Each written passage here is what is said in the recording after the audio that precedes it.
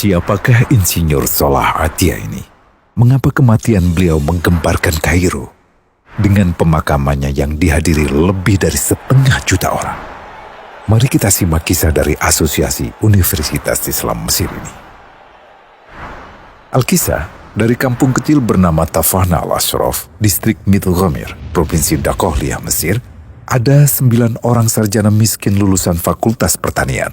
Lalu mereka pun sepakat membuat sebuah peternakan unggas, sembari mencari mitra ke-10. Namun mereka terbentur modal, maka dengan sekuat tenaga mereka kumpulkan dari hasil menjual tanah, perhiasan istri, hingga meminjam. Meski tidak banyak terkumpul, namun mencukupi untuk memulai usahanya. Pertanyaan tersisa, siapa mitra yang ke-10?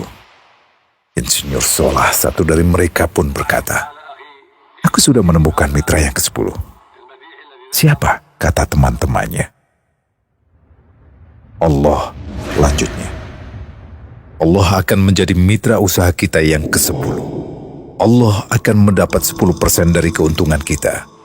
Dengan perjanjian, Allah yang akan memberikan perlindungan dan pemeliharaan, keamanan dari segala wabah penyakit."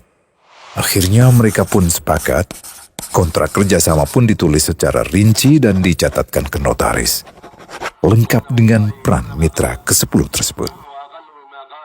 Tak disangka, setelah 1 musim bisnis mereka langsung meroket, jauh dari yang dibayangkan sebelumnya.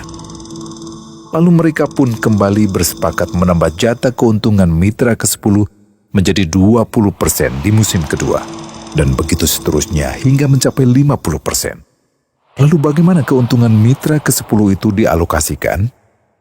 Dimulai dengan membangun sekolah dasar Islam putra, lalu lanjut putri, kemudian sekolah menengah putra, kemudian putri.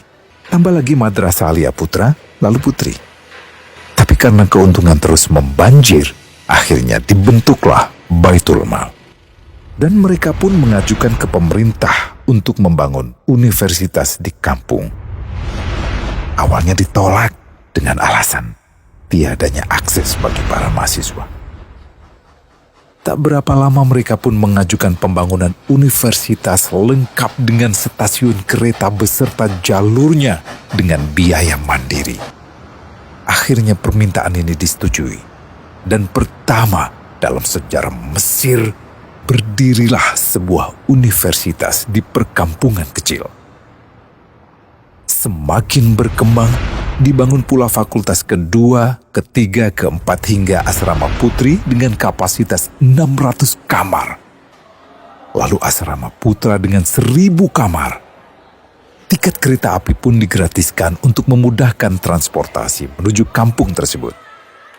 Tak cukup hanya itu, dibangun Baitul Mal berikutnya hingga hilang kemiskinan di daerah tersebut. Dan program ini diduplikasi ke kampung-kampung lain hingga bisa dikatakan tak ada kampung yang disinggahi Insinyur Salah kecuali akan dibangun Baitul Mal untuk warga. Bantuan pun diberikan untuk fakir miskin dan para janda. Pemuda pengangguran pun dilatih untuk mengelola perkebunan sayur hingga mandiri, bahkan sampai bisa mengekspor ke negara tetangga. Pada saat panen raya, seluruh penduduk dikirimi paket sayur. Di hari pertama Ramadan diadakan buka puasa bersama untuk seluruh penduduk desa. Mereka memasak dan hadir ke lapangan yang dipenuhi beraneka makanan. Disiapkan juga perabotan untuk gadis-gadis yatim yang ingin menikah.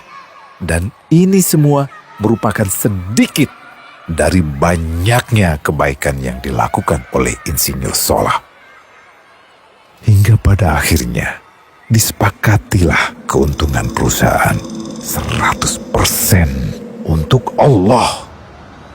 Insinyur Salah yang awalnya adalah salah satu mitra usaha berubah menjadi karyawan Allah. Dia hanya menerima gaji, namun dia memberikan Tuhannya syarat agar membuatnya hanya butuh kepadanya dan hanya meminta kepadanya. Inilah sosok Insinyur Salah Atia, aktor utama kisah menakjubkan ini.